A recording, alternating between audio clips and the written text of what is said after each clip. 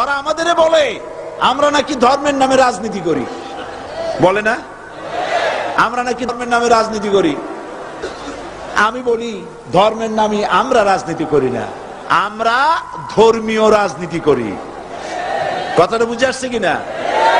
ধর্মের নামে রাজনীতি তো সেই ব্যক্তি করে 1996 সনের নির্বাচনের আগে যিনি মাথায় পট্টি বেঁধেছিলেন, যিনি শপথ গ্রহণের সময় হাতে তসবিহ পড়েছিলেন, ধর্মের নামে রাজনীতি তিনি করেছেন।